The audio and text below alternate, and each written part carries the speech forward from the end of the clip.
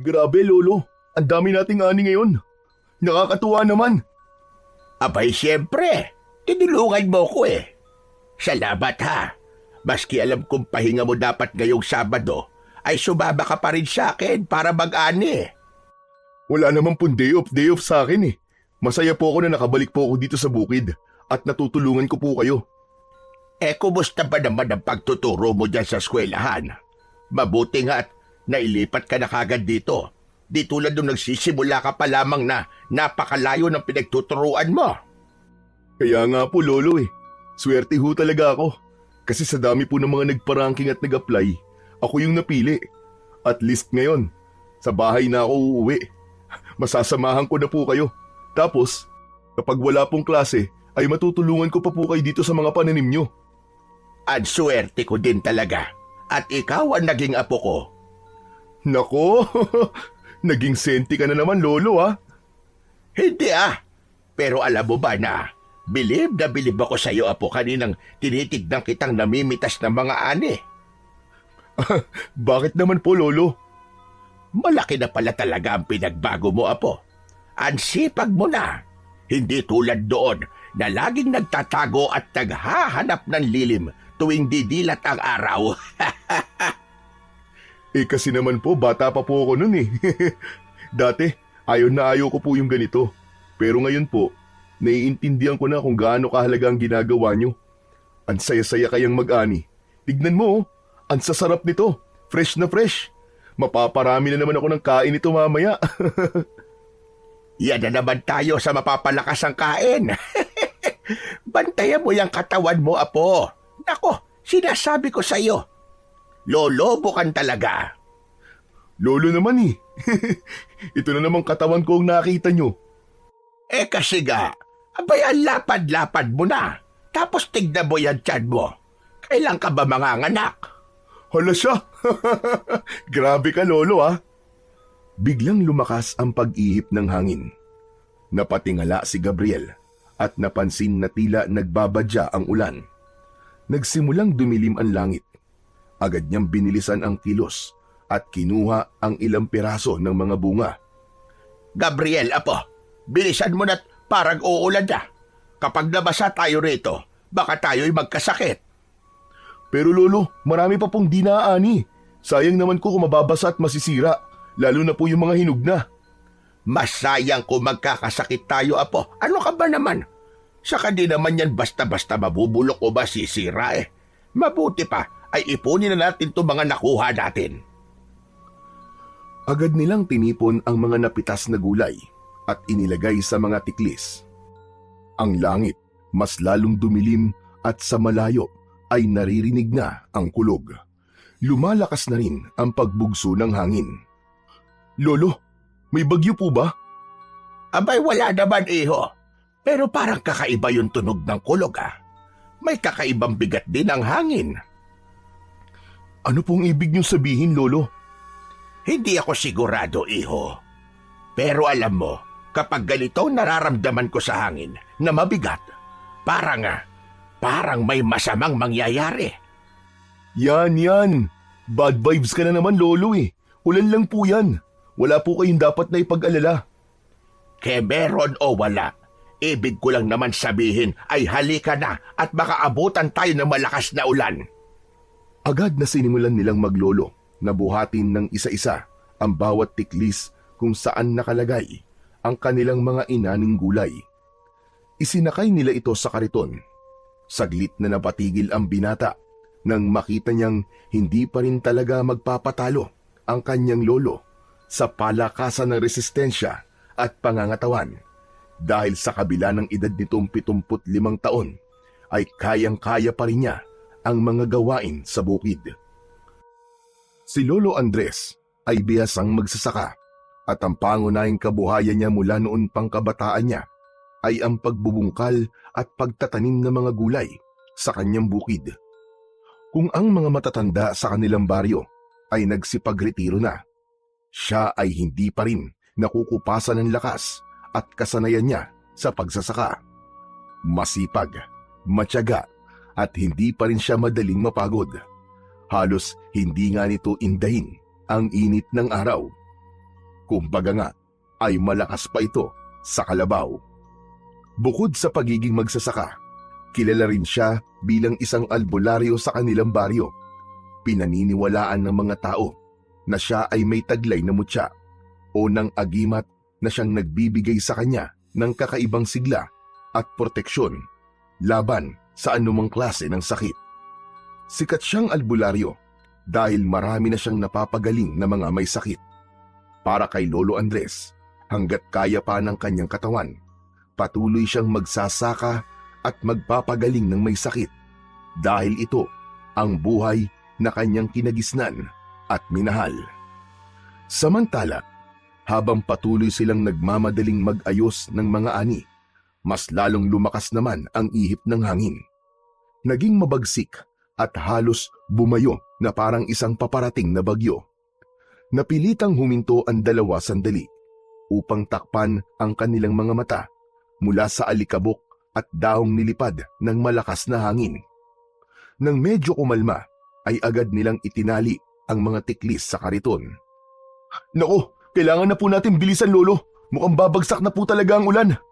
Heto na, sige na. Bilisan na natin at baka mamaya maabutan pa tayo ng pagbaha sa palayan. Biglang gumuhit ang malakas na kidlat sa kalangitan, kasabay ang malakas na dagundong ng kulog. Agad na napahinto ang dalawa, kapwa na tulala sa kanilang nakita. Ang liwanag ng kidlat ay mabilis pero nakapagbigay ng kakaibang liwanag sa madilim na kapaligiran. Ngunit ang mas nakaagaw ng pansin ay ang punong bigla na lamang nagliyab. Lolo, nakita niyo po ba yun? Tinamaan po ng kidlat yung puno. Oo nga Pero teka, mukhang may kakaiba sa punong yun Tingnan mo, nagliliyab siya pero hindi naman nasusunog. Oo nga Posible po ba yun? Nangyayari po ba talaga yun, Lolo? Abay, anong akala mo? Palabas lang yan nakikita mo. Ang asul na apoy, tanda na may makapangyarihang mutya sa lugar na yan. Ano po? Mutya? Ano pong ibig niyong sabihin, Lolo? May agimat po sa loob ng puno, ganun po ba? Oo, iho. Sa tagal ko nang nag-aalbularyo, bihira ako makakita ng ganito. Ang asul na apoy ay palatandaan ng isang mutyang nilikha ng kalikasan. Isang bagay na hindi basta-basta nakikita ng tao. Hala, ano kayang mutyang nariyan, Lolo? Tignan natin, iho. Sandali lang. Hindi po tayo pwedeng lumapit dyan, Lolo. Baka biglang kumidlat po ulit at tayo naman po ang tamaan. Delikado po yun, Lolo. Ano ka ba? Titignan lang naman natin Saka bakit ka ba natatakot? Hindi naman basta-basta inuulit ng kidlat ang pagtama sa iisang lugar. Ay, hindi po kayo nakakasigurado, Lolo. Tignan niyo po ang punong yun. Yung po ang pinakamataas dito kaya malaki po ang posibilidad na matamaan po ulit yan. Maniwala ka sa akin, Gabriel. Hindi na yan uulit. Ang kulit mo naman Tara na, tignan natin at baka nga totoo ang kutob kong pinagkalooban tayo ng mutya. Lolo naman ang dami-dami mo na nga mutya Tapos, di mo naman nagagamit lahat ng yun. Sinong may sabi sa iyong hindi ko nagagamit? Saka hindi pa naman natin sigurado kung para sa akin nga yun. Baka sa'yo yun, iho. Lolo, mabuti pa po siguro umuwi na tayo. Baka mamaya po hindi lang kidlat at kulog ang itodo niyan. Mamaya ulan na. Maswerte nga po tayo at di pa bumubuhos ang ulan.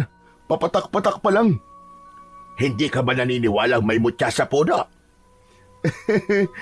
Lolo naman Sinasabi ko na nga ba Alam mo, may mga mutya talaga na isinisilang mula sa iba't ibang elemento. Meron sa tubig, lupa, hangin at apoy.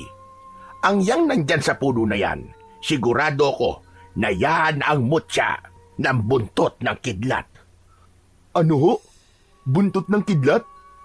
Huwag nating sayangin kasi yan ang isa sa pinakamakapangyarihang uri ng mutya na kayang pumatay ng kahit na anong klase ng nilalang mula sa dilim.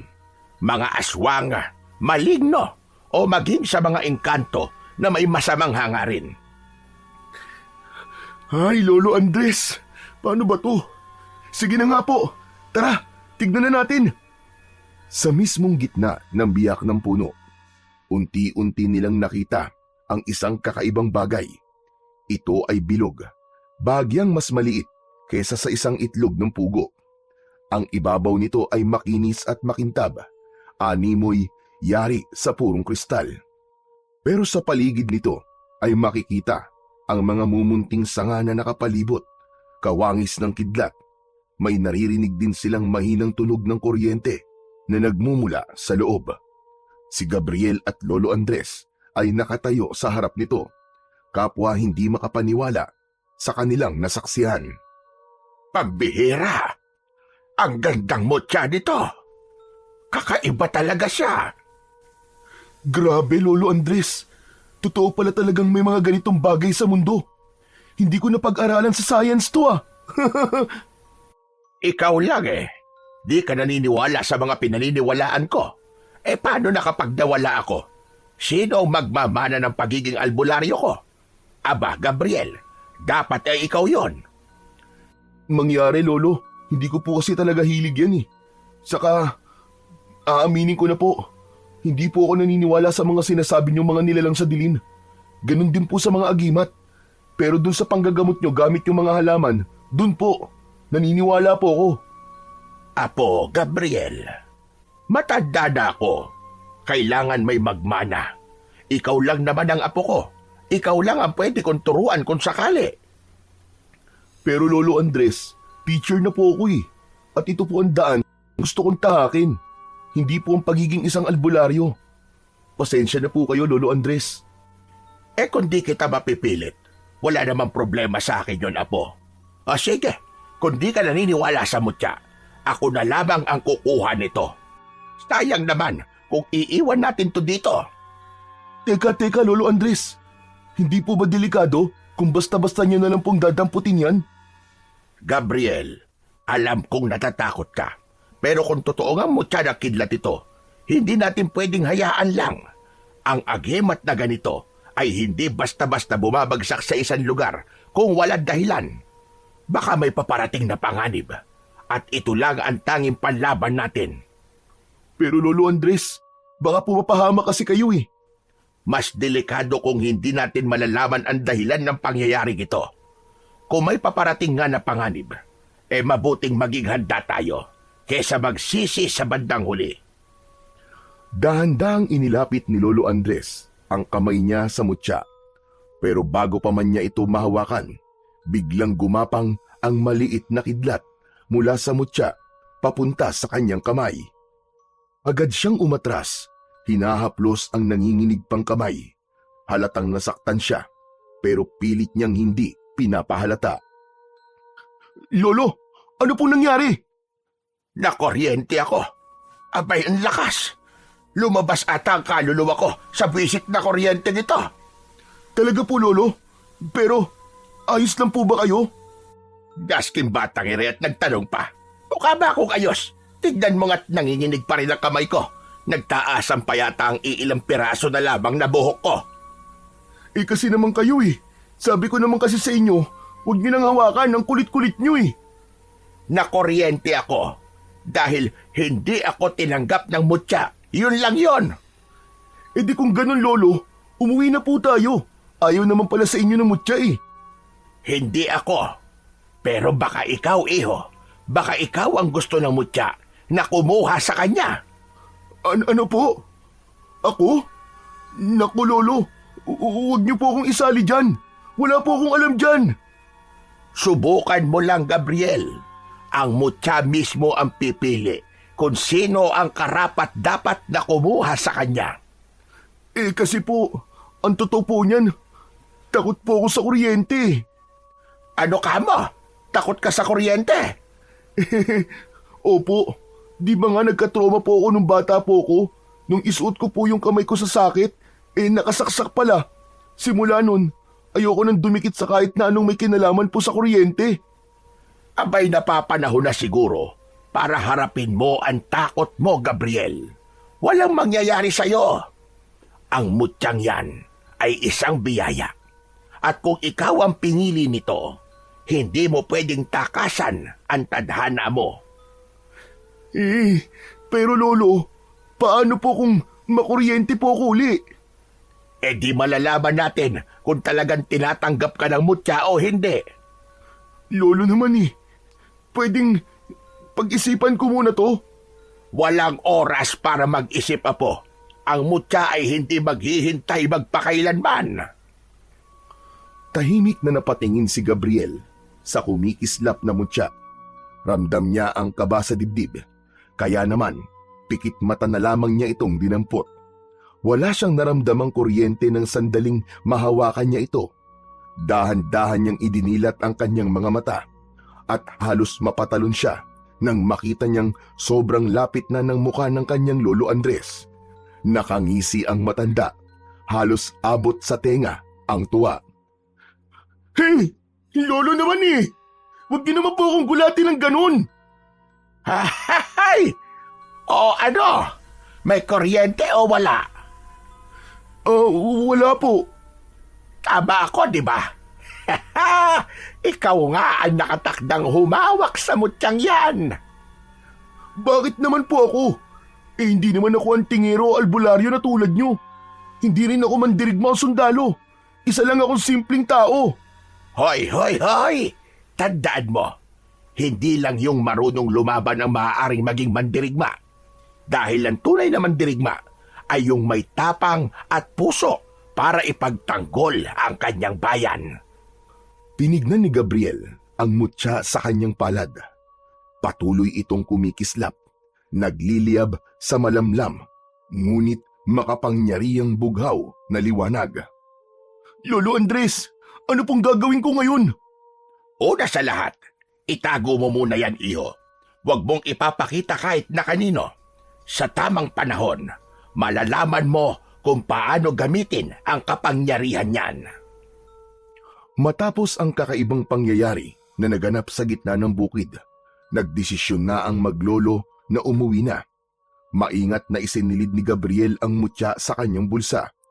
Tahimik lang ang binata. Ilang beses niyang tinatanong ang kanyang sarili kung bakit anong meron at siya ang pinili ng mutya, gayong ang lolo niya ang totoong albularyo at sa palagay ng lolo niya na siya ang karapat-dapat na magbayari ng mutya. Si Gabriel ay isang guro sa elementarya sa kanilang baryo. Simula pa lang ay malinaw na sa kanya ang landas na nais niyang tahakin, ang magturo, magbigay ng kaalaman at tumulong sa paghubog ng mga kabataan. Bata pa lang siya, nakita na niya kung paanong ginagamot ng kanyang lolo Andres ang mga may sakit sa kanilang baryo. Maraming humahanga sa kakayahan ng matanda, ngunit may ilan ding hindi naniniwala at tinatawag siyang matandang baliw. Lumaki siya na saksi sa hirap at naging sakripisyo ng kanyang lolo, yung tipong halos wala na itong pahinga. Ginagawa ang kanyang responsibilidad nang walang pinipiling oras, araw man o gabi, at hindi rin ito naniningil. Dahil dito, pinili niyang lumayo sa landas na ito. Mas ginusto niya ang mag-aral at makatapos bilang isang teacher, isang propesyong mas may malinaw na sakop at hangganan. Ang pagtuturo ay may mga estratehiyang sinusunod, may mga libro, at may kasagutan ang lahat ng bagay. Samantalang sa mga albularyo, puro misteryo, kababalaghan, paniniwala at responsibilidad na walang katapusan na hindi talaga niya kayang akuin. Pero ngayong hawak niya ang mutya, tila unti-unting gumuguho ang itinakda niyang direksyon sa kanyang buhay. Sa tabi niya, si Lolo Andres ay tahimik lamang na nakangiti at panay ang tingin sa kanyang apo. Samantala, habang pauwi ang maglolo, madadaanan nila ang isang makitid at madamong daanan. Dahil papagabi na, tahimik na ang paligid sa lugar na yon. Wala ning isang huni ng kuliglig o ng mga ibon. Paglingon ni Gabriel, nakita niya ang kinatatakutang lumang kubo sa kanilang baryo. Giba-giba na ang bubong nito.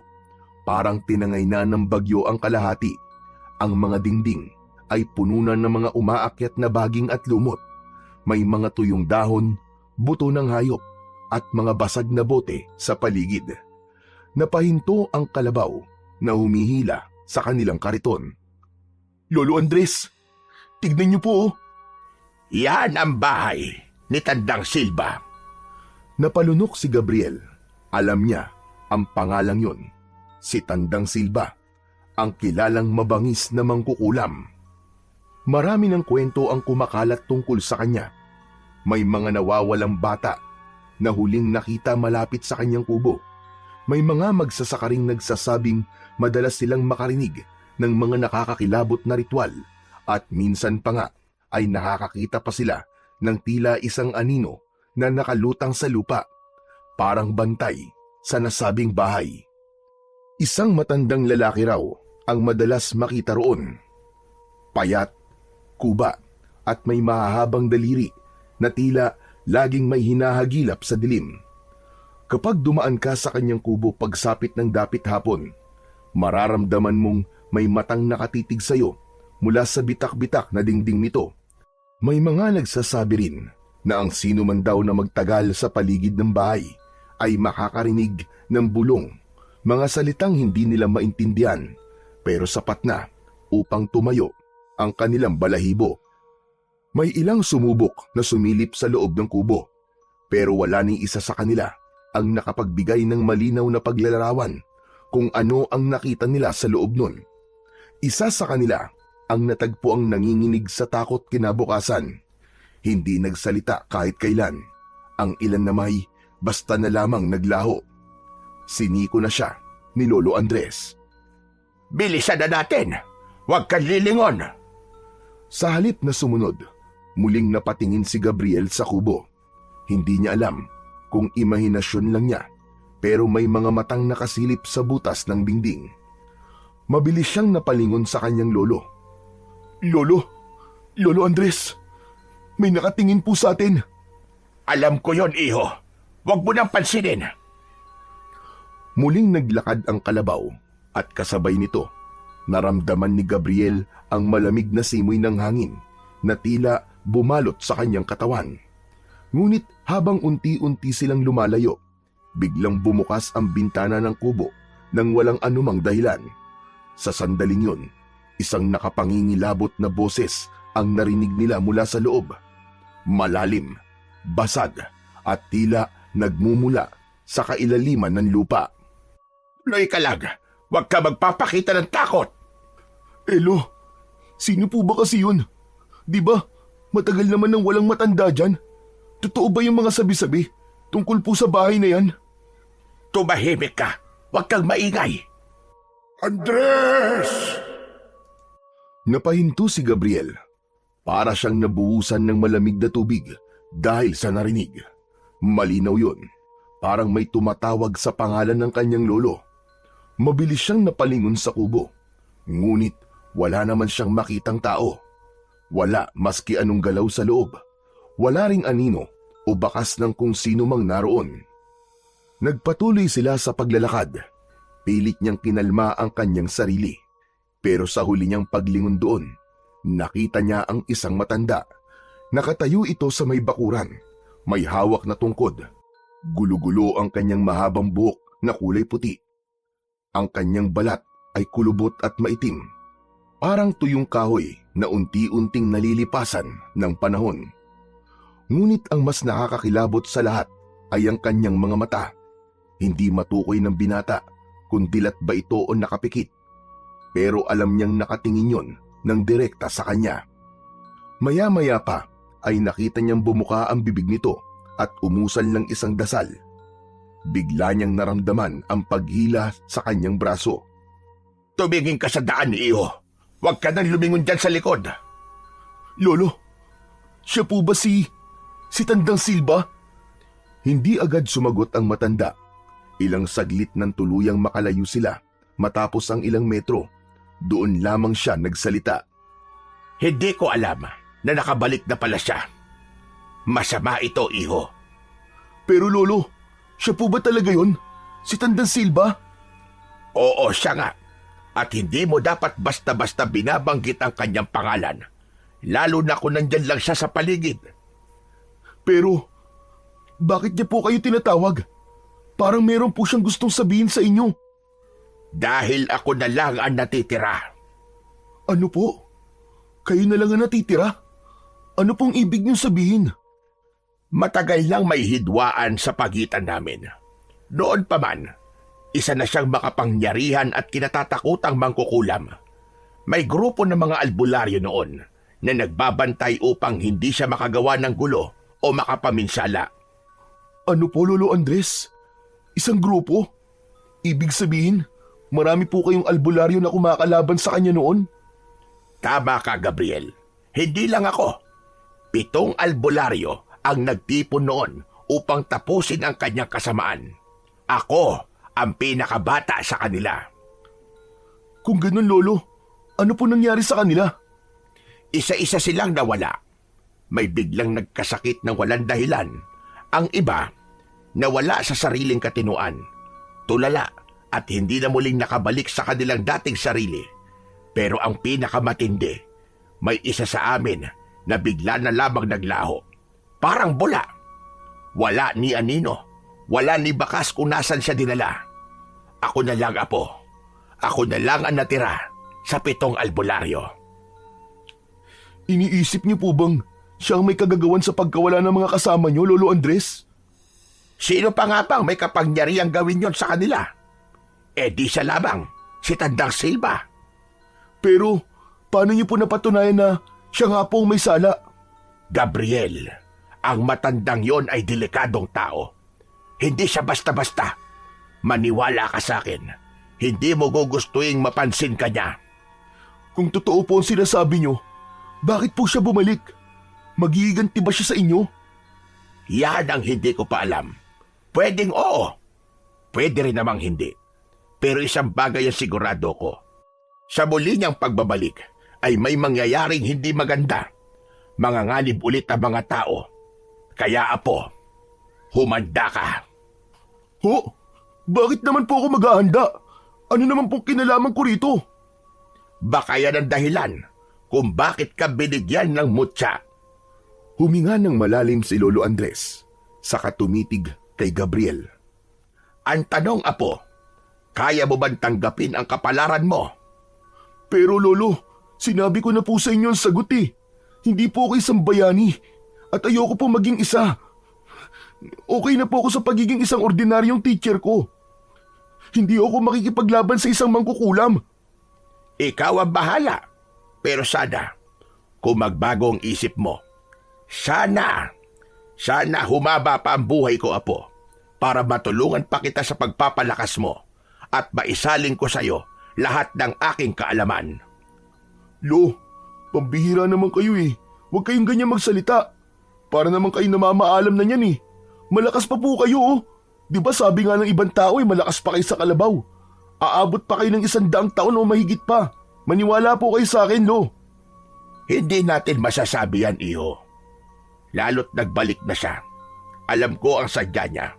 May binabalak siyang hindi maganda at hindi ko alam kung anong klaseng kasamaan ang dala niya ngayon. Hindi ko talaga alam. Lolo, huwag na po nating isipin yan. Hindi pwede, Gabriel. Kailangan nating maghanda. Samantala, sa loob ng munting kubo ni Tandang Silva, isang kakaibang ritual ang isinasagawa ng matanda. Nakapaikot sa loob ng bahay niya ang maraming itim na kandila. Sa gitna ng silid, isang malamig at matigas na bangkay ang nakahiga sa isang luma at sirasirang banig. Nagsimula na si Tandang Silva sa isang pabulong na orasyon. Pagkatapos ay dahan-dahan siyang lumuhod sa harap ng bangkay.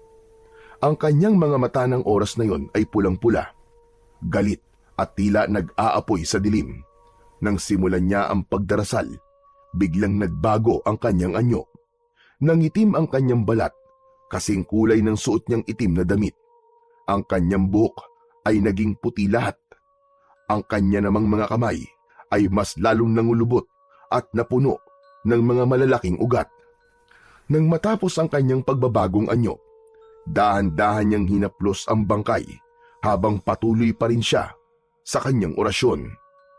Matagal na panahon na rin, Andres. At ngayon, dumating na ang araw na ikaw naman ang tatapusin ko. Muli niyang hinaplos ang bangkay. Malamig, madulas, at waring may bahid ng kakaibang enerhiya. Isang ngisi ang gumuhit sa kanyang kulubot na labi. Isang ngiting puno ng kasiyahan at pagkasabik. Dahan-dahan siyang yumuko. Inilapit ang kanyang muka sa walang buhay na katawan. Nakiramdam siya. Tahimik na nakinig. Naghihintay. Ilang saglit pa. Tila may marahang paggalaw sa dibdib ng bangkay. Bahagyang umangat ang dibdib nito. Napakagatlabi si Tandang Silba. Pinigil ang isang hagikgik. Mabuti! Napakabuti! Tumawa ng malakas. Natuwa siya sa kanyang tagumpay. Muli, isa na namang patay ang babangon. Isa na namang kaluluwa ang kanyang hawak. Bumangon ka! Bumangon ka, o halimaw ng kadiliman! Bumangon ka mula sa iyong maimbing na tulog at muling kumain ng laman ng mga mahihina! Biglang lumakas ang hangin sa loob ng kubo. Napahigpit ang hawak ni Tandang Silba sa bagay na kanyang nakapitan para hindi siya matangay ng malakas na hangin. Ilang saglit lang, ang bangkay ay biglang gumalaw. Unay gumalaw ang kanyang daliri, kasunod ang marahang pag-angat ng dibdib. Nagsimula itong kumilos at unti-unting nagkaroon ng buhay. Parang isang bagong nilalang na hinugot mula sa impyerno. Sa tuwa ng matanda, muli niyang itinaas ang kanyang mga kamay at mas matinding orasyon ang kanyang binigkas. Sige! Bumangon ka! Isa kang dungganon! Isang nilikha mula sa sumpa! Ang nilalang na kanyang nilikha mula sa itim na mahika ay isang aswang na dungganon, isang klase ng halimaw na di tinatablan ng dasal. Hindi nasasaktan sa anting-anting o sa kahit na ano pang mga agimat. Ang sino mang magtatangkang lumaban dito gamit ang karaniwang pangontra sa mga aswang ay tiyak na mabibigo. Si Tandang Silba, siya lang ang may kakayahang palakasin ito at siya rin ang makakapigil dito. Ngunit wala siyang balak na gawin yon. Hinila niya ang isang maliit na bote mula sa kanyang lamesa. Ito ay puno ng dugo. Dugo ng isang batang inosente na ginamit bilang sakripisyo. Ipinainom niya ito sa aswang at hinayaang sipsipin ito ang pulang likido. Sa wakas, nagawa ng aswang na bumangon, na puno ng matatalim na kuko ang kanyang mga kamay at paa, at ang katawan ay nabalot ng itim na kaliskis. Nakabuka ang kanyang bibig at lumabas ang dila na mahaba at matalim. Ang katawan nito'y mahaba at matipuno. May malapaniki itong pakpak. Napahiyaw ang halimaw at lumikha ng isang nakapangingilabot na tunog, at pagkatapos ay lumipad palayo ang bagong likhang dungganon. Namatay ang mga kandila sa loob ng kubo. Nabalot ng dilim. Ngumiti ang matanda. Sa wakas, magagawa ko ng lahat ng gusto ko sa baryong ito. Humanda kayong lahat. Lalo ka na, Andres. Lalo ka na. At sa pagkakataong ito, ako ang mananalo. Sa labas ng kanyang kubo, muling namuo ang maitim na ulap. Tinakpan nito ang buwan. Parang muling nagbabadya ang napakalakas na ulan. Samantala, sa loob naman ng bahay ng maglolo, hindi mapakali ang matanda. Paulit-ulit siyang tumatanaw sa bintana. Naramdaman niya ang kakaibang haplos ng hangin. Mainit yon at mabigat. Lolo, bakit parang kinakabahan po yata kayo? Gabriel, nararamdaman ko may masamang nilalang na bumangon ngayong gabi. Ano po? Ano pong bumangon? Hindi ko alam. Hindi ko alam kung ano. Pero ibinubulong sa akin ng kalikasan na may halimaw sa paligid. Halika, Madali ka. Isara natin ang mga bintana at pinto. Masama ang kutob ko. Teka po, Lolo Andres. Sa palagay niyo po, may kinalaman po ba dito si Tandang Silva? Hindi ko alam. Pero isang bagay ang sigurado ko. Kailangan kong maghanda. Napabuntong hininga si Lolo Andres. Waring dinadala ng kanyang isip ang bigat ng nakaraan. Hindi basta-bastang halimaw ang nararamdaman ko, Gabriel. Kung ito na nga ang araw na matagal ko nang kinatatakutan. Gabriel, tandaan mo ito. Huwag mong hahayaang matulad ka sa akin. Hindi mo pa naiintindihan. Pero kapag dumating ang oras, huwag kang mag-atubiling lumaban. Tumigil siya sandali. Tila gustong idagdag ang isang bagay, pero piniling manahimik na lang. Ngunit sa likod ng kanyang titig, naroon ang isang babala. Isang katotohanang hindi pa handang marinig ng kanyang apo. Teka lang po, Lolo Andres. Ano po bang ibig niyo sabihin? Anong oras po? Matanda na ako, Gabriel. Hindi ko na kayang lumaban. Alam kong kaya nandito yung matandang yon ay para makaganti siya. Pakiramdam ko, iho. Ngayon na ako aabutan. Lolo Andres naman huwag niyo po sabihin yan. Kung may panganib nga po na paparating, lalaban po tayo. Hindi ko po kayo pababayaan. Alam mo kasi, Gabriel, may mga laban talaga na di kayang ipanalo kahit na ano pang gawin mo. Minsan, ang tadhana na mismo ang magtatakda. Humakbang palapit si Lolo Andres at marahang inilagay ang isang kamay sa balikat ng binata. Pero kung sakali man, iho, na dumating ang araw na yon, huwag kang malulungkot dahil hindi lahat ng katapusan ay talo. May mga sakripisyong kailangan na gawin para may ibang mabuhay, para may magpatuloy. Lolo Andres, hindi ko gusto yung mga sinasabi nyo. Kung ano man ang mangyari, iho, gusto kong panghawakan mo ang sinabi ko. At kung dumating ang araw na hindi mo na ako makita, huwag kang matakot, iho. Lolo Andres, wala po masamang mangyayari sa inyo. Kung kinakailangan po na ipasuot ko sa inyo lahat ng agimat nyo, gagawin ko.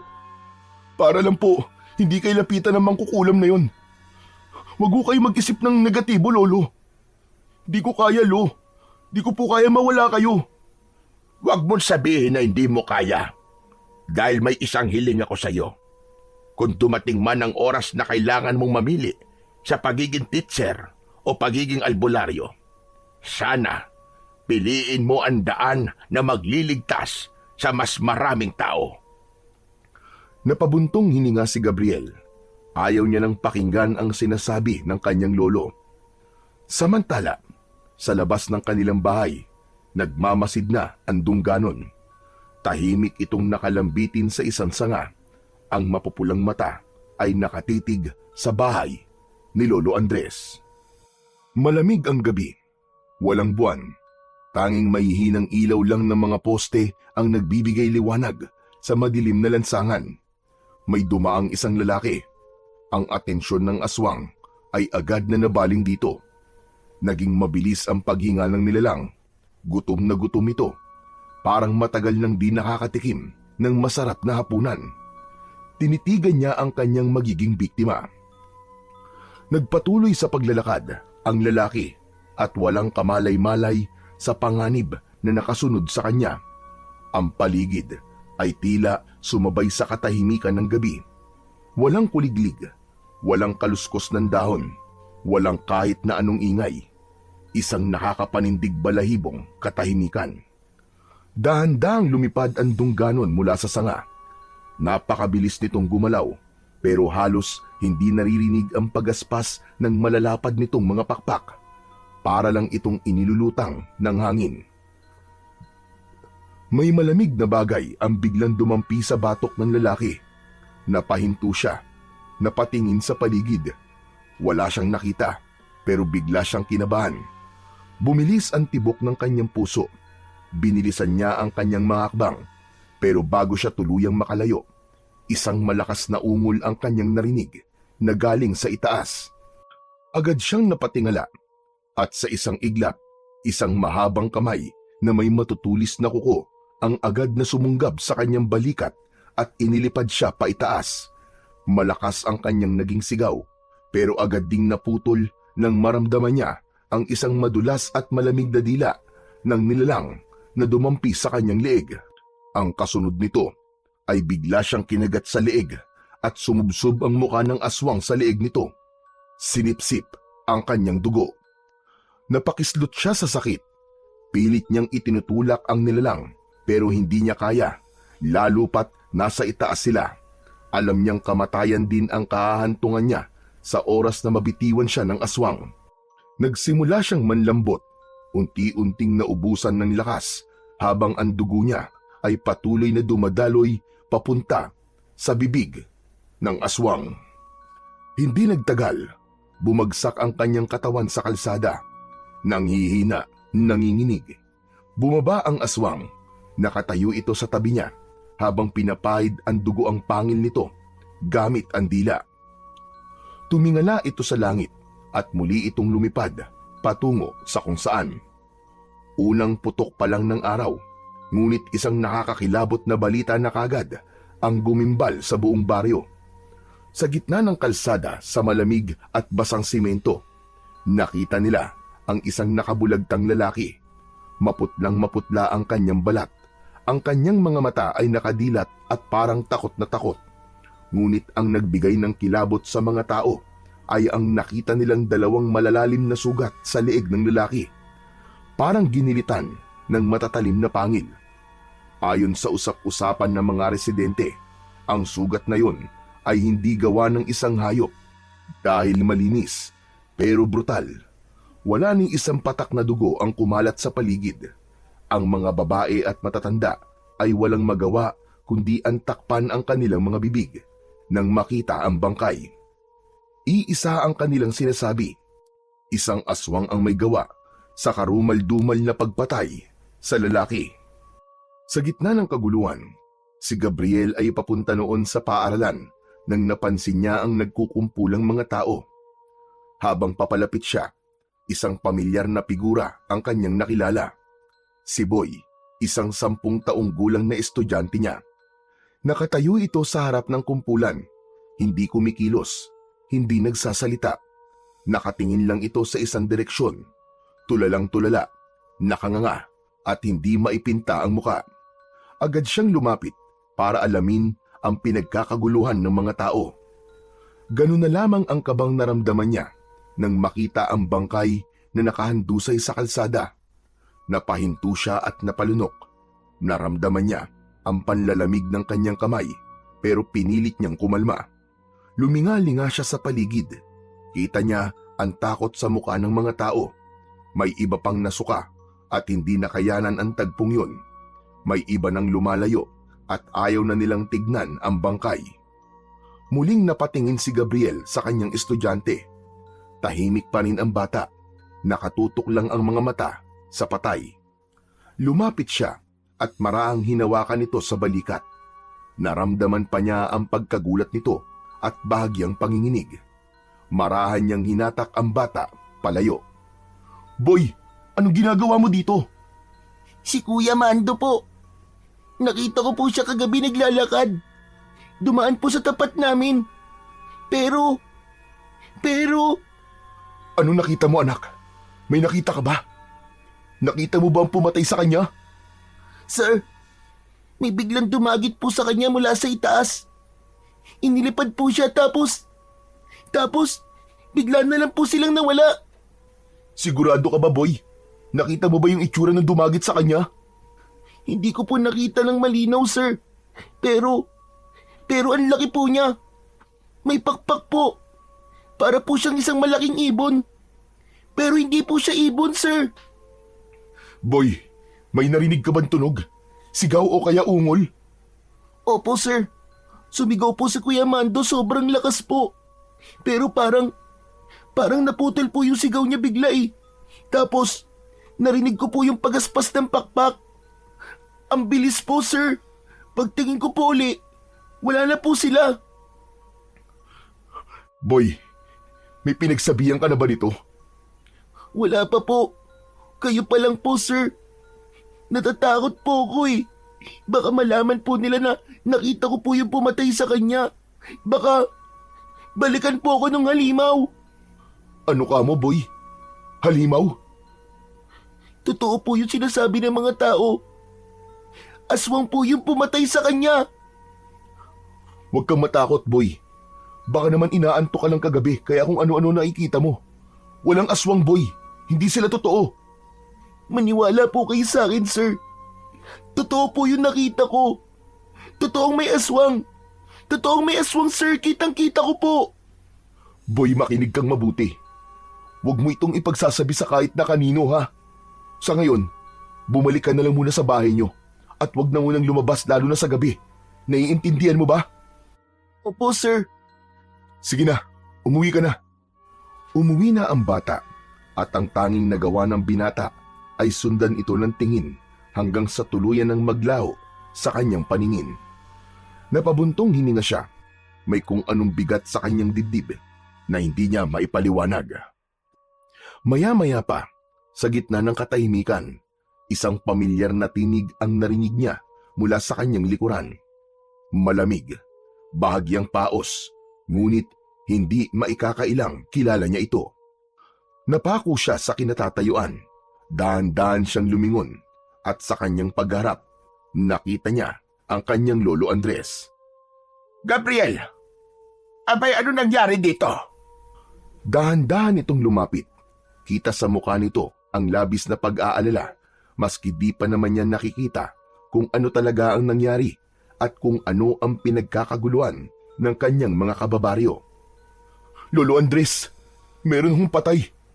Natagpo ang walang dugo, tapos may malalalim po na sugat sa kanyang leeg. Aba, tignan ko nga. Luwag na po. Baka kung ano pa po masabi nyo. Ano ka ba? Tahimik lang ako. Titignan ko lang naman. Sigurado po kayo, Lo, ha? Walang kung ano-anong sasabihin, ha? Ayoko po mas lalo matakot ang mga tao. Nakikiusap po ako sa inyo, Lo. Iwasan po nating lumala ang gulo rito. Oo na. Aba, tinatalakan mo pa ako eh. Sinuri ng matanda ang bangkay sa kalsada, habang ang ibang tao naman ay patuloy sa pag-uusap at bulong-bulungan. Hindi na ako nagtataka. Alam ko nang mangyayari ito. Ano ba, Lo? Sinabi ko na po sa inyo eh. Dahan-dahan lang po ang pagsasalita. Biglang nilingon niya ang apo na noon ay nakakunot ang noo at tila hindi makapaniwala na hindi sinunod ng matanda ang kanilang napag-usapan. Agad na nagtanong ang tao sa matanda kung ano sa tingin niya ang may kagagawan nun. Hindi na malaman ng matanda kung paano tatanggihan ang tanong na yun ng mga tao. Hindi ko alam kung maniniwala kayo sa akin. Pero kahapon nakita ko si Tandang Silva. Nakabalik na siya dito sa atin. Agad na nagpalitan ng pag-aalala ang mukha ng mga taong nakarinig sa sinabi ni Lolo Andres. Ang mga matatanda, silang nakaalam sa kwento ni Tandang Silva, ay halos sabay-sabay na napailing. Mas lalo silang nagkagulo dahil halos lahat ng mga nakakakilala sa matanda ay nakasisiguro ng may kinalaman nga ang matandang mangkukulam na yon sa kaguluhang nangyayari sa kanilang nayon. Lolo, ano ba? Hindi naman tayo sigurado kung yung matanda nga na yun ang may kagagawa nito. Huwag po kagad tayo mambibintang. Saka matanda na po yun. Paano naman niya mapapatay ang taon to? Maniniwala pa ako kung sasabihin yung baka adik ang may gawa nito o isang kriminal. Hindi, apo. Sigurado kung di tao may gawa nito. May nararamdaman akong malakas na puwersa sa paligid. At ngayong may namatay na, sigurado ko na ito na ang simula. Mga kasama, pasensya na po kayo sa lolo ko ha. Huwag na po natin pansinin ang mga sinasabi niya. Baka nag-uulyanin na po eh. Abat siraulo to batang ito. Ginawa mo pa akong ulyanin, damuho ka. Agad na hinila ni Gabriel ang kanyang lolo palayo sa nagkukumpulang mga tao. Ramdam niya ang tensyon sa paligid, ang takot sa bawat bulong ng mga tao. Hindi na siya nagdalawang isip. Kailangan niyang mailayo si Lolo Andres bago pa ito makapagsalita ng kung ano-ano at lalong magdulot ng gulo. Tahimik silang naglakad pauwi. Kapwa hindi nagsasalita. Ang tanging naririnig ay ang tunog ng kanilang mga yabag sa lupa. Pagdating sa bahay, agad na isinara ni Gabriel ang pinto at inilak yun. Saka humarap sa kanyang lolo. Lo, ano ba naman kayo? Di ba nag-usap na tayo? Pinakiusapan ko na kayo na wag na kayo magsasalita ng kung ano-ano sa harap ng mga tao. Ano namang masama sa sinabi ko? Totoo naman yon. Totoo man po o hindi, hindi pwedeng ganun-ganun na lang tayo magbitaw ng salita. Kita nyo kanina, lalo nyo lang pinakaba yung mga tao eh. Hindi pa nga tayo sigurado kung ano nangyari kay Mando. Tapos dadagdagan nyo pa ng kwento tungkol kay Tandang Silva. Pambihira naman kayo, Lo. Gabriel, wala ka talagang alam sa mga nangyayari sa baryong ito. Hindi mo naabutan ang nangyari noon. Lo, hindi porket hindi ko naabutan, hindi ko na dapat alamin. Ang punto ko lang naman, huwag kayong magsalita sa harap ng tao na parang siguradong-sigurado kayo sa sinasabi nyo. Alam nyo ba pwede kayong gawing katawa-tawa? Baka nga sabihin pa nilang nababaliw na kayo eh. Ano kung pagtawanan nila ako? Mas mabuti na yung mag-ingat sila kaysa sa maging kampante tapos isa-isa na lang silang mawawala. Alam kong marami na kayo na pagdaanan, Lo. Alam kong may alam kayo sa mga ganitong bagay. Pero hindi tayo pwedeng basta-basta na lang magturo ng kung sino. Paano kung wala naman talagang kinalaman si Tandang Silva? Paano kung nagkataon lang na bumalik siya tapos may namatay? Hindi, Gabriel. Sigurado ako. Siya ang may kagagawan nito. Hindi adik, hindi kriminal. Isinusumpa ko. Totoo lahat ng sinasabi ko. Halimaw ang matandang yon. Pero sa palagay ko po, Lolo Andres, mali po kayo. Ha? Paano mo nasabi? Di ba ang sabi niyo po, isang mangkukulam ang matandang yon. Pero may nakakita kay Mando kagabi. Isang malaking ibon daw po ang dumagit sa kanya. Palagay nung nakakita, aswang yon na may malaking mga pakpak. Ano ka mo? Isang aswang? Nakapagtataka. Paano nangyari yon? Aswang na si Silva ngayon. Aba, nag-level up ng damuho. Lolo naman eh, seryoso ko. Seryoso din naman ako ah. Sa kapangyarihan niya, posibleng mangyari yon. Baka isinuko na niya ng tuluyan ang buong pagkatao niya at kaluluwa niya sa demonyo. Kung totoo man po ang sinasabi niyo, ano pong gagawin natin ngayon, Lolo Andres? Kailangan nating malaman kung bakit siya bumalik. Kailangan nating alamin kung sino ang sunod niyang bibiktimahin. Pero Lolo Andres, paano naman po natin gagawin yun? Paano po natin malalaman? Ikaw, Gabriel. Ikaw ang maghahanap ng sagot. Ano po? Hala, bakit po ako? Dahil ikaw lang ang pwedeng magpatuloy sa sinimulan ko. Ikaw ang may kakayanang labanan sila. Nasa iyo ang isang makapangyarihang mutya. Anak ng teteng naman oh. Mapilit talaga kayo no. Ilang beses ko bang sasabihin na hindi ako katulad nyo? Alam ko. Pero alam ko rin na mapipilit kang yakapin ang nakatadhana sa iyo, iho. Hindi mo yan maiiwasan at hindi mo matatanggihan. Hindi, Lolo, ayoko. Hindi ko yung kaya. Hindi mo kaya sa ngayon. Pero oras na dumating ang panahon na tanggapin mo ng buong buo ang kapalaran mo, malalaman mo rin lahat. Pero kinakabahan ako. Saan naman po? Baka ito na nga ang simula ng pagkakalat nila ng lagim dito sa baryo. Hindi ko hahayaang mangyari yon. Hanggat buhay ako, hanggat kaya ko, ipagtatanggol ko ang baryong ito. Lo, matanda na ho kayo eh. Di niyo na po kakayanin na makipaglaban pa sa mga aswang kung talagang aswang nga ang pumatay kay Mando. Kailangan nating magmatsyag dahil baka isa na sa mga nakakasalamuhan natin ang aswang. Ha? Ano po? Ano pong ibig niyong sabihin? Ang mga aswang, iho, kaya nilang magbalat kayo. Kaya nilang magpanggap na isang ordinaryong tao at makihalubilo.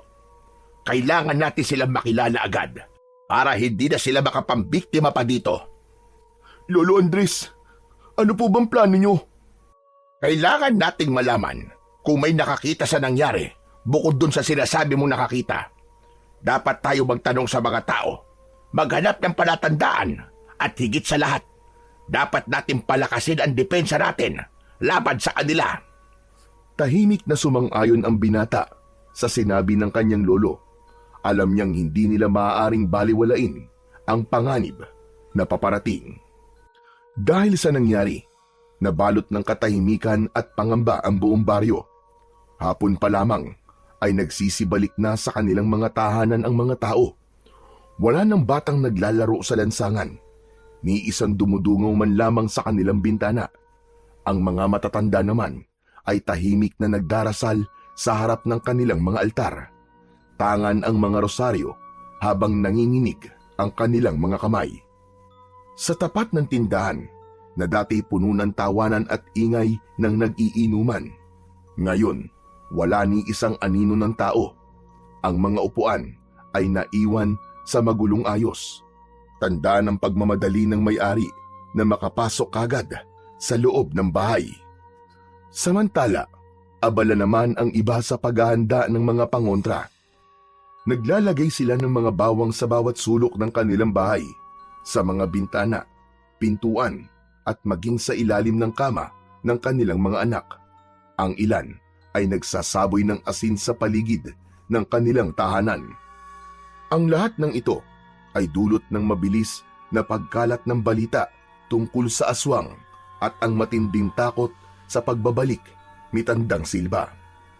Lalo pang lumala ang pangamba nila nang isang magsasaka ang nagpatunay na may nakita siyang kakaibang nilalang na gumagala sa kanilang bukid.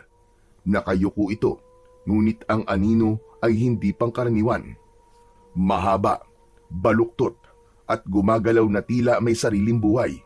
Samantala, isang matanda naman ang nagsabing nagising siya isang madaling araw matapos makarinig ng mabibigat na yabag sa kanilang bakuran. Nang sumilip siya sa maliit na siwang ng dingding, isang pares ng mapupulang mga mata ang sumalubong sa kanya. Dagdag pa rito ang sunod-sunod na pagkawala ng mga alagang hayop. Sa tuwing natatagpuan ng mga ito, wala na silang buhay, said ang dugo, wakwak ang tiyan. Sa kabila ng lahat ng ito, may ilan na ring nagsabi na nakita nila si Tandang Silba at sa kanilang paniniwala, siya ang aswang na bumabalot ngayon sa baryo ng takot. Sa kabila ng lumalalang takot na bumabalot sa buong baryo, may isang tila hindi apektado, si Lolo Andres. Galing siya sa bukid ng gabing yon, may pasan-pasan na mga nakataling mga tuyong sanga at ilang bugkos ng mga halamang gamot. Malamig ang simoy ng hangin at walang ibang naririnig kundi ang kanyang mga kaluskos. Habang naglalakad siya pauwi, bigla siyang natigilan nang maramdaman na parang may sumusunod sa kanya. Sa gilid ng kanyang mga mata, nakita niyang may anino sa likuran niya, ngunit kapag sinusubukan niyang lumingon, wala naman siyang nakikita. Ngunit sa pagkakataong yun, alam na niyang hindi siya nag-iisa, pero hindi man lang siya natakot o natinag. Sa halip, bahagya siyang ngumisi at iniling-iling ang ulo. Kung ako ang tinatarget mo, nagkamali ka ng planong biktimahin. Hayop ka! Subukan mo para matapos na yung kasamaan mo. Akala mo natatakot ako sa'yo? Nagpatuloy siya sa paglalakad hanggang sa muli siyang tumigil nang maamoy ang masangsang na hangin. Napatakip siya ng ilong dahil napakabaho ng kanyang nalalanghap. Amoy bulok na laman. Hindi siya nagpakita ng takot. Bagkus ay tumikim siya at dahang-dahang ibinaba ang pasan niyang mga kahoy sa lupa. Lumabas ka na! Kung gusto mo lumapit, lumapit ka na! Huwag mo na akong tinatakot-takot, leche ka!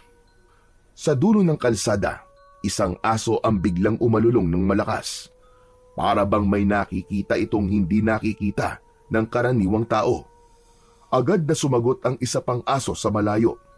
Unti-unting dumami ang mga umaalulong at tila nagbababala sa buong baryo na may masamang mangyayari.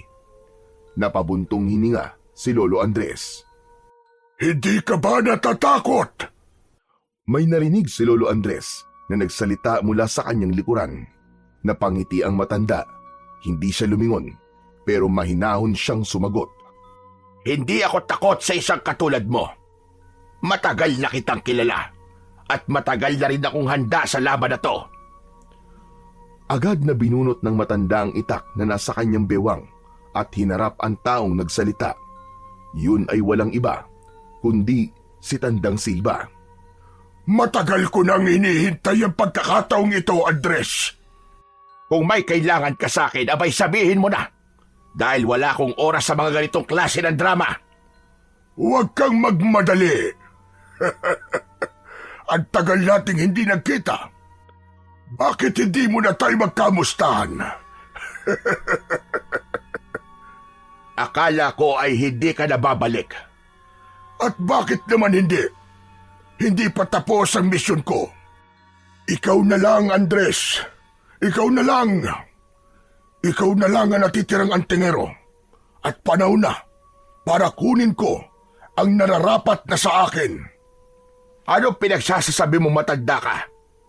Ang baryong ito, matagal na dapat nasa ilalim ng kapangyarihan ko. Hindi pa ba sapat ang lahat ng buhay na kinuha mo? At marami pa ang susunod, Andres. Hindi mo na ako mapipigilan. Hindi na tulad ng dati. Matanda ka na. Mahina. Wala ka ng kalaban-laban sa akin. Tahimik sa loob ng ilang segundo. Tapos biglang tumawa ng malakas si Lolo Andres. Malalim, puno ng pangungutya. Sandali lang. Anong nakakatawa? Ay, ang kapal na mukha mong sabihing mahina ako. Ikaw, hanggang ngayon, nandito ka pa rin. Nagpipilit, desperado. Matanda ka na rin, Silva. Pero hindi ka pa rin natututo. Nagpatuloy sa pagtawa si Mang Andres habang pinapagmasdan si Tandang Silva. Kitang-kita ang inis sa mukha ng kanyang kaaway. Mas lalong naningkit ang mapupula nitong mga mata. Hindi ka pa rin nagbabago, Andres. Puro ka pa rin patawa kahit nasa bingit ka na ng kamatayan. At sino naman ang may sabi na nasa bingit ako ng kamatayan? Ikaw? Pasensya na, Silva. Pero hindi ako takot sa'yo. Lalo na't halatang halata kong namimiss mo ko. Hindi kita namimiss. Ang gusto ko lang ay matapos na lahat ng ito. Matagal na kitang dapat na pinatay. Aba, bakit hanggang ngayon ay buhay pa ako? Ang tagal mo naman. Tama na ang satsat. Wala ka ng ligtas, Andres. Sisiguraduhin ko ngayong gabi ay mamamatay ka. Sandali lang. Bago mo ako patayin, baka gusto mo ng gamot na pampakalma. Mukha kang stress at tuyot na matanda. Baka naman sumakit yung dibdib mo sa sobrang gigil. Walang silbi mga pinagsasasabi mo. Hanggang ngayon, inutil ka pa rin. Inutil? Aba, parang sarili mo yata ang pinariringgan mo, Silva. Anong ibig mo sabihin? Ilang dekada na ba tayong ganito? Ilang beses mo na akong pinagtangkaan. Pero ano ang resulta? Heto ko, buhay na buhay. Sabihin mo nga, kanino ka ba dapat mainis? Sa akin o sa sarili mo? Na kahit na anong gawin mo, hindi mo pa rin ako mapatay. Dumating na ang oras mo, Andres. Tapos na ang laro natin. Matutulad ka lang sa mga kasamahan mong albularyo nun. Wala ka ng laban. Ganon ba? Bakit parang takot ka pa rin? Hindi ako takot sa'yo. Hindi mo na ako mapipigilan. Wala nang anting-anting ang makakapigil sa akin. Talaga ba? Sigurado ka bang wala na talaga? May kinuha si Lolo Andres sa kanyang bulsa at inilabas doon ang isang maliit na bote ng langis. May nakababad na isang maliit na mutya. Kaagad niyang binuksan yon at ipinahid sa kanyang itak. Umuusok ito habang inilalagay sa talim ng kanyang sandata. Anong ginagawa mo? Sinabi mo kasing wala na makakapigil sa'yo, hindi ba? Di subukan natin kung totoo nga yan. Alam mo bang matagal ko nang hinihintay to? Matagal ko na gustong gumulong sa saig sa kakatawa kapag nakita kitang nahihirapan sa mga kalokohan mo. Ngayon, sigurado ka ng kaya mo ko. Di subukan mo. Hindi nag-aksaya ng oras si Lolo Andres. Sa isang iglap, sumugod siya kay Tandang Silva. Tangan lahat ng natitira niyang lakas. Ngunit bago pa man siya makalapit, isang nakakakilabot na nilalang ang biglang bumagsak mula sa itaas. Malaki, maitim, at may malalapad na pakpak na parang isang dambuhalang paniki. Napaatras si Lolo Andres. Ramdam ang matinding puwersa sa bagong dating na kalaban. Nawalan siya ng balanse at sa isang iglap, napaupo siya sa lupa. Naramdaman niya ang kirot sa kanyang likod pero hindi niya to ininda. Mas matindi ang pangamba na bumalot sa kanya habang pinagmamasdan ang halimaw na nakatayo sa kanyang harapan.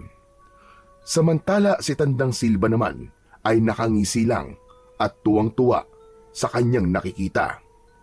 Andres! Andres! Sabi ko naman sa iyo, hindi ba? Hindi mo na ako kayang labanan ngayon. Hindi na ikaw ang dating antingero na kinatatakutan noon. Hayop ka! Wala ka talagang pinagbago, Silva. Hindi ka kailanman lumalaban ng patas. Mandaraya ka pa rin hanggang ngayon. At bakit naman ako lalaban ng patas? Kung sa ganitong paraan ako pwedeng manalo, gagawin ko. Wala nang ibang mahalaga sa akin, kundi ang magtagumpay. Anong halimaw naman niyang ginawa mo, Silva? Nagulat ka ba? Sinabi ko naman sa iyo kanina, hindi mo nakakayanin ang kapangyarihan ko. Humakbang siya paatras at itinaas ang kamay. Sa isang iglap, ang halimaw ay lumapit sa kanya. Lumuhod sa kanyang harapan na parang isang alagang hayop. Ang nilalang na ito, ang tatapos sa iyo, Andres. Wala ka ng kawala! Kaya mo lang sinasandalan ng halimaw mo. Kasi alam mong hindi mo ako kayang harapin ng ikaw lang. Wala na akong pakialam sa mga sinasabi mo. Puro kasatsat. Pero ito tatandaan mo. Ngayong gabi, Andres, magiging kwento ka na lang sa baryo na to. Agad na tumayo si Lolo Andres at ipinagpag ang alikabok na kumapit sa kanyang damit. Pagkaraan ay ngumisi.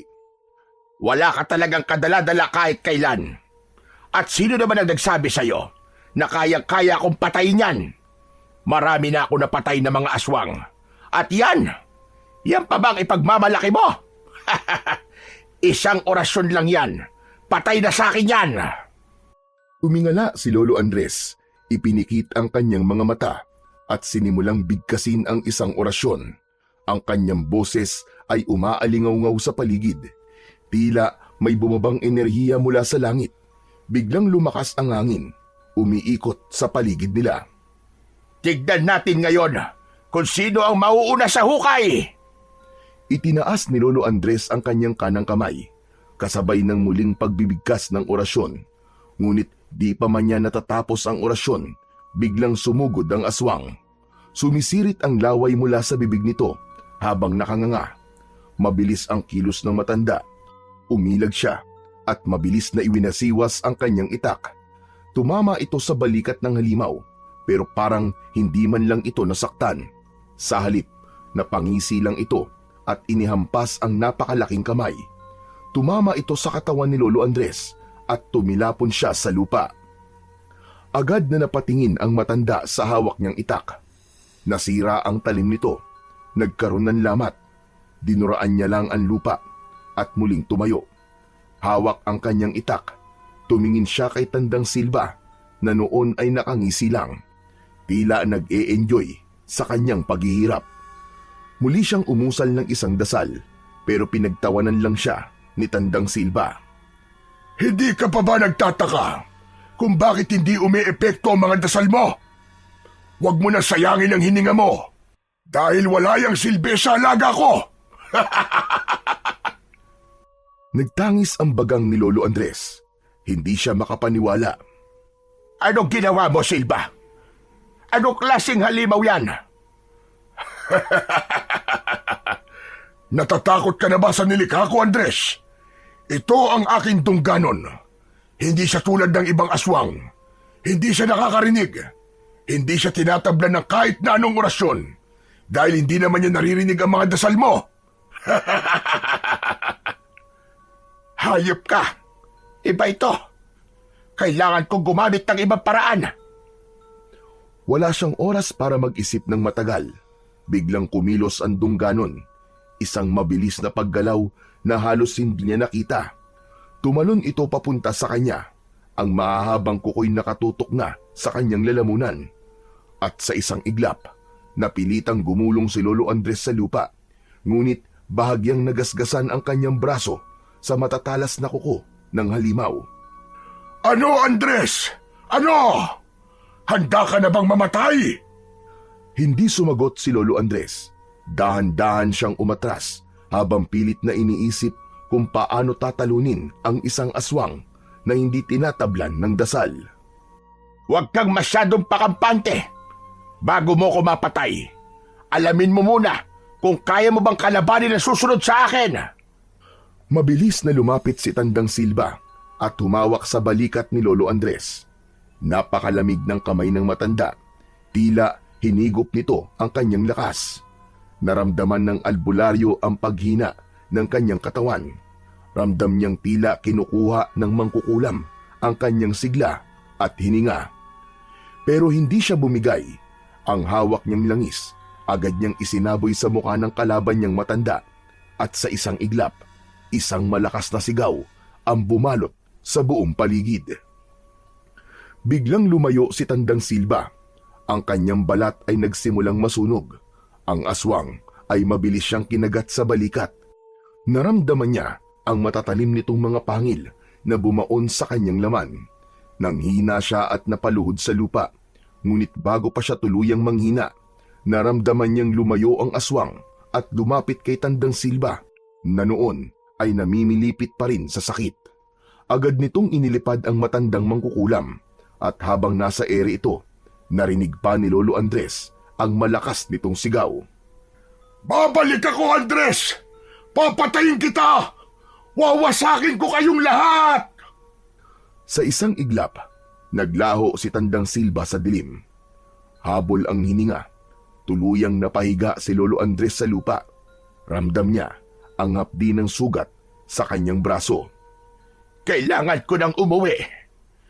Sa kabila ng sakit sa katawan at sa labis na panghihina, pinilit ng matanda na makatayo. Nanginginig ang kanyang katawan. Nanguha siya ng 2 piraso ng sanga at yun ang ginamit niyang tungkod. Maraan ang kanyang pagakbang pero determinado siyang makauwi. Ilang sandali ang lumipas. Sa wakas, narating na niya ang kanilang bahay. Mabilis siyang kumatok sa pinto. Gabriel! Gabriel apo! Pagbuksan mo ko! Maya-maya pa, bumukas ang pinto at bumungad ang apo niyang si Gabriel. Kita ang gulat at takot sa kanyang muka. Lolo Andres! Lolo Andres, ano nangyari sa inyo? Hingal na hingal si Lolo Andres. Tumutulo ang pawis niya at may sugat siya sa balikat. Hindi siya sigurado kung may oras pa siya. Pero sinimulan niyang magbilin sa apo niya. Hinawakan niya sa balikat si Gabriel. Si Silva! Si Silva, Gabriel! Lumikha siya ng isang halimaw. Isang aswang na Dungganon. Lo, huwag na muna kayo magsalita. Tama na yan. Gamutin na muna natin ang sugat niyo. Gabriel, makinig ka. Wala na tayong oras. Makinig kang mabuti sa sasabihin ko. Lo, anong wala ng oras? Ano ba nangyayari sa inyo? Si Silva, lumikha ng isang halimaw. Isang Dungganon. Dungganon? Anong ibig mo sabihin, Lo? Ano ba yun? Mabilis ang paghinga ni Lolo Andres. Ramdam niya ang hapdi ng kanyang sugat, pero mas inaalala niya ang paparating na kapahamakan. Inalalayan ni Gabriel ang kanyang lolo at pinaupo. Hindi ordinaryong aswang ang nilikha niya. Wala itong pandinig. Kaya di tinatablan ng orasyon o ng mga sandatang inorasyonan. Hindi rin ito basta-basta tinatablan ng kapangyarihan ng mga mutya.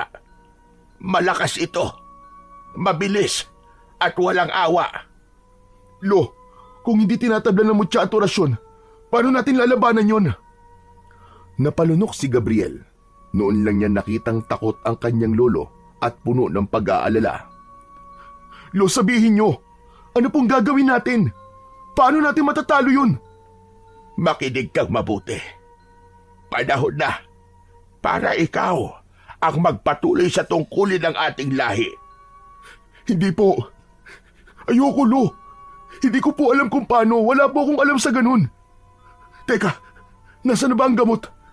Ituro niyo na lang po sa akin kung paano po kita gagamutin. Nararamdaman ko, iyo. Unti-unti nang kumakalat ang lason sa katawan ko. Dulot ng kagat ng aswang na yon. Nangihina rin ako parang nauupos na kandila. Apo, malapit na akong mamatay. Napangiti si Lolo Andres kahit nangihina. Nanlaki ang mga mata ni Gabriel. Lo, huwag ka naman magsalita ng ganyan. Hindi kayo mamamatay. Dadalhin ko po kayo sa ospital. Hihingi po tayo ng tulong. Apo, sa palagay ko, wala nang lunas ang lasong ito. Napaluhod si Gabriel sa tabi ng kanyang lolo. Mahigpit na hinawakan ang kamay nito. Hanggang sa napaiyak na si Gabriel. Hindi, Lo. Hindi pwede. Hindi ko kaya mawala kayo, Lo. Kailangan ko kayo. Kailangan kayo ng taong bayan. Huminga ng malalim si Lolo Andres. Pilit na inipon ang natitirang lakas. Inabot niya ang muka ng apo at marahang pinisil ang pisngi nito. Hindi mo na ako kailangan. Ikaw na, Apo. Ikaw na. Ikaw na ang kailangan ng baryo natin. Iligtas mo ang lahat. Laban kay Silva. Umiling si Gabriel. Hindi matanggap ang sinasabi ng kanyang lolo. Lolo Andres, paano kung gagawin yun? Lalo pang lumabo ang paningin ni Lolo Andres, ngunit pilit niyang pinilit na tumingin ng direkta sa apo niya. Gabriel, nasa dugo mo ito. Nasa lahi natin. Hindi mo kailangan maging katulad ko. Kailangan mo lang maging handa. Buksan mo ang aklat. Basahin mo ang nilalaman. Hanapin mo ang sagot. At higit sa lahat, maniwala ka sa sarili mo. Natahimik si Gabriel.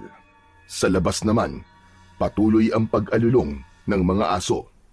Dahan-dahang bumitaw si Lolo Andres sa kamay ng kanyang apo at ipinikit na ang kanyang mga mata. Lolo, wag niyo akong iwan! Lolo! Ilang beses na sinubukang gisingin ni Gabriel ang matanda, pero huli na. Tumigil na ito sa kanyang paghinga. Napaluhod sa sahig ang binata. Hawak ang kamay ng kanyang lolo. Parang biglang huminto ang mundo niya. Ang kaninang alulong ng mga aso biglang nawala. Para siyang nabingi.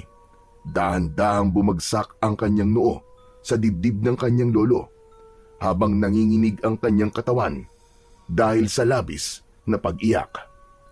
Lolo, wag naman po. Wag niyo po akong iwan. Lolo! Para siyang bata ulit na biglang hinahanap ang init ng yakap ng kanyang lolo.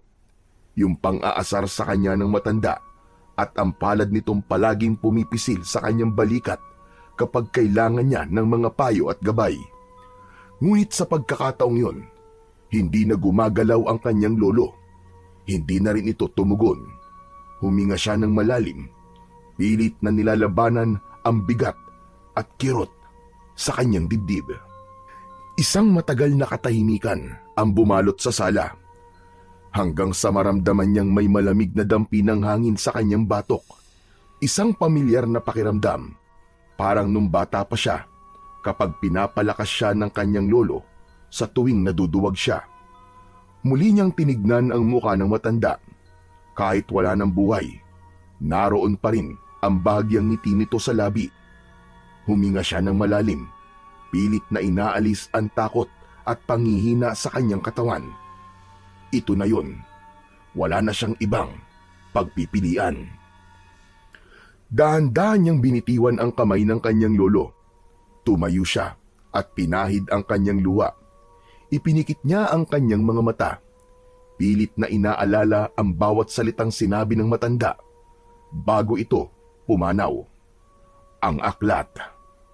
Hindi ko kayo bibiguin, Lolo. Lalaban ako sa abot ng aking makakaya. Ipinapangako ko yan sa harap ng inyong bangkay. Kinabukasan, mabilis na kumalat ang balita tungkol sa pagkamatay ng nag-iisang albularyo sa kanilang baryo. Sa bawat sulok ay naging usap-usapan ito. Sa bukid, sa harap ng mga tindahan at maski sa loob ng simbahan, wala na ang natatangi nilang inaasahang magtatanggol sa kanila. Laban sa kadiliman. Agad na napuno ng mga tao ang bakuran at bahay nila Gabriel. Marami ang nakiramay. Maraming nagdala ng kandila at mga bulaklak. Pinag-usapan nila ang kanilang takot at kawalang pag-asa. Lalo na nang malaman nilang pinatay ng aswang ang matanda. Naisip nila na wala na talaga silang kalaban-laban. Samantala, sa loob ng bahay, tahimik lang na nakaupo si Gabriel sa tabi ng bangkay ng kanyang lolo. Hindi niya pinapansin ang usapan ng mga tao. Biglang may humawak sa kanyang kamay. Nang mag-angat siya ng kanyang paningin, nakita niyang nakatayo sa kanyang harap ang kanyang estudyanteng si Boy. Namumugto ang mata nito at parang takot na takot. Boy, ano nangyari sa'yo? Sino kasama mo nagpunta dito? Hindi agad nakasagot ang bata. Nanginginig siya, tila nagpipigil na muling umiyak. Teacher, sinalakay kami ng aswang kagabi. Ano? Asa na mga magulang mo? Nasa bahay po. Inaasikaso na sila ng mga taga-barangay. Si nanay at tatay. Patay na po sila, teacher. Kaninang madaling araw po dumating po yung aswang. Hindi ko alam kung paano ako nakatakas. Pero sila, hindi po sila nakalabas ng bahay. Pinatay po sila ng aswang. Napatingin si Gabriel sa kanya. Hindi nakapagsalita. Nanginginig ang bata habang mahigpit na hawak ang kanyang sando. Takot na takot. Sir, pwede po bang sa inyo na lang po ako? Ayoko na po bumalik sa amin. Wala na po akong pamilya. Napabuntong hininga ang binata. Ang sakit ng pagkawala ng kanyang lolo ay hindi pa niya ganap natatanggap. Tapos heto pa ang isang bata na nawalan rin ng mahal sa buhay. Hindi lang isa, nawala ang lahat sa kanya. Parang dinaganan ng mabigat na bagay ang kanyang dibdib. Nilingon niya ang bangkay ng kanyang lolo Andres. Alam niyang kung buhay pa ang matanda, hindi nito papayagang magdusa sa takot at lungkot ang bata. Hinawakan niya ang kamay ni Boy. Huwag kang mag-alala, hindi kita pababayaan. Mula ngayon, dito ka na sa akin. Pagsapit ng hapon, sabay na inilibing ang 3 bangkay na biniktima ng aswang. Si Lolo Andres at ang mga magulang ni Boy. Nang matapos maibaon sa lupa, nagsiuwian na ang mga tao. Naiwan si Gabriel at ang bata. Pareho sila na nakatulala sa bagong tabon na lupa. Hindi makapaniwala na wala na ang mga ito. Parehas nilang hinihiling na sana panaginip lang ang lahat at isang masamang bangungot lang. Pero hindi. Totoo ang pangyayaring yon. Nakayuko ang binata. Yakap ang kanyang sarili. Wala ni isang luha ang pumapatak sa kanyang mga mata. Pumikit siya sandali at hinayaan ang hangin na dumampi sa kanyang muka. Sa oras na yon, alam niyang wala nang atrasan. Kailangan niya nang gawin ang iniwang misyon ng kanyang lolo. Sa kanyang isip, isang pangalan ang paulit-ulit niyang iniisip. Yun ay walang iba, kundi si Tandang Silba. Biglang bumuhos ang malakas na ulan. Doon palang naisipan ng dalawa na umuwi. Pagkarating sa bahay, hindi na nag-aksaya ng oras si Gabriel. Agad niyang hinanap ang aklat ng mga orasyon na laging binabanggit ng kanyang lolo. Mabilis siyang nagtungo sa lumang aparador ng matanda at hinila pababa ang mga nakasalansan nitong gamit. Ang ilang lumang damit ay nagkalat sa sahig, pati na rin ang ilang kahon na puno ng mga alikabok. Nasaan ba yun? Nasaan ba ang aklat na yun? At ano bang itsura noon? Sir, may hinahanap po ba kayo? Oo, boy. Bago mamatay si Lolo, ibinili niyang hanapin ko ang libro ng mga orasyon niya. Ang sabi niya, doon daw makikita yung paraan kung paano mapapatay ang aswang. Tutulungan ko na po kayo maghanap, sir. Nagsimula silang maghalungkat sa mga kahon. Isa-isa nilang binuksan ito ni Boy. Samantalang si Gabriel naman ay nag-alis ng mga lumang tela at pinagpatong-patong na gamit sa isang lumang estante. Ang dami pong gamit ni Lolo. Saan kaya niya yun itinago? Hindi ko rin alam, Boy. Pero sigurado ako nandito lang yun. Nagpatuloy sila sa paghahanap at ilang saglit pa, napansin ni Gabriel ang isang maliit na kahon na nakasiksik sa ilalim ng lumang aparador. May kakaibang ukit ito sa kahoy at may tila lumang kandado na nakakabit. Boy, ilawan mo nga ito. Agad namang inilawan ni Boy gamit ang kanyang flashlight. Nang mailawan, doon nila mas nakita ang mga kakaibang marka ng kahon. May mga nakaukit na makalumang simbolo. Meron din itong isang bato sa gitna. Kunin mo, Boy, at buksan natin. Sir, sigurado ka bang safe yan? Baka naman may sumpayan. Walang masamang gamit ang lolo ko, Boy. Wala kang dapat na ikatakot. Mas nakakatakot pa nga yung aswang na pumapatay sa mga tao. Opo, tama po kayo. Dahan-dahang hinugot ni Boy ito sa ilalim, pero bigla rin niyang binitiwan. Oh, ba't mo binitiwan? Sir, may kuryente. Saka parang may gumalaw. Ano ka ba? Huwag ka matakot. Sige na nga, ako na nga ang kukuha. Natawa si Gabriel nang makita ang pagtataka sa muka ng kasamang bata. Naalala din kasi niya yung oras na nakuryente ang lolo niya nung tinangka nitong kunin ang mutya mula sa puno. Naisip niyang baka tulad ng mutya ang libro ay namimili din ng taong dapat na magmay-ari nito. Nakuha niya ang kahon ng walang kahirap-hirap. Dahan-dahan niya itong binuksan. Nakuha niya mula sa loob ang isang lumang libro na nababalot ng makapal na alikabok. Ayos! Ito na yun, Boy! Ito na yun! Agad niyang pinagpag ang lumang libro at pinunasan ang alikabok sa pabalat. Doon, unti-unting lumitaw ang mga nakaukit na simbolo, mga kakaibang letra at guhit na hindi nila maintindihan. Sa gitna ng takip, may isang malaking ukit ng araw na may mata sa gitna na parang nakatingin sa kanya mismo. May napansin din siyang maliit na uka sa mismong mata nito. Sir, ang kati sa ilong. Parang ilang dekada nang nakaimbak yung mga alikabok dyan ah. Tama ka, Boy. Matagal na itong tinago ni Lolo eh. Eh sir, naiintindihan niyo po ba yung mga nakasulat? Hindi. Hindi ko pa alam kung anong gagawin natin dito. Ang labo naman. Paano natin mapapatay ang aswang gamit ang libro na yan? Ah, alam ko na. Siguro ng tao pa yung aswang, sir. Di siya marunong magbasa. Takot siya sa libro. Ano yun, sir? Tuturuan mo siya magbasa? Pambihira ka naman, Boy. Hindi naman siguro ganun. Ikaw talaga puro kakalokohan. Sige ka, maririnig ka ni Lolo. Mumultuhin ka nun. Hala, wag naman po, sir. Takot po ako sa multo. Kaya wag kang maingay. O sige na, bubuksan na natin yung libro. Agad na binuksan niya ang libro, pero dahan-dahan lang dahil may ilang pahina na halos maluray na sa kalumaan. Ang tinta ng ilan ay halos namumuti na rin. Nagkatinginan ang dalawa. Napakamot sa ulo si Boy. Naku, ba't ganyan na nakasulat dyan, sir? Alam mo bang basahin yan? Masyadong makaluma, Boy. At kakaibang pagkakasulat nito. Pero sabi ni Lolo, nasa librong ito ang lahat ng sagot sa mga tanong. Nagpatuloy siya sa pagbuklat ng bawat pahina. May isang nakasulat sa matandang wikang Latin na may nakaguhit na larawan pero may nakitang kakaiba si Gabriel. Boy, tignan mo to. Parang kapareho ng mutya ko. Agad niyang inilabas ang mutya ng buntot ng kidlat na nakuha niya sa bukid at ipinakita yon sa kasama niyang bata.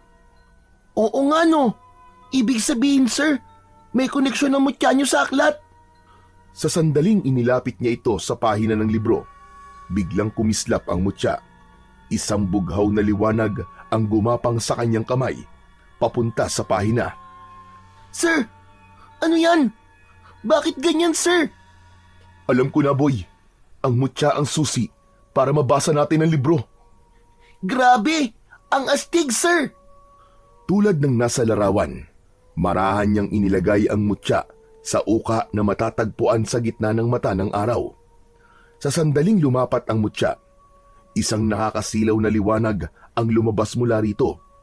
At ang simbolo sa pahina ay nagsimulang magbago. Unti-unting bumuo ito ng mas malinaw na mga titik. Sir, parang may buhay ang libro mo ah. Lahat naman ng libro may buhay eh. Di ba nga, lagi kong sinasabi sa inyo na ang bawat aklat kaya kayong dalhin sa kahit saan nyo gusto. At kaya nitong sagutin ang lahat ng mga bagay na gusto nating malaman. Opo, pero kakaiba po ang librong to. Parang di lang po sagot ang kaya niyang maibigay sir. Kapangyarihan.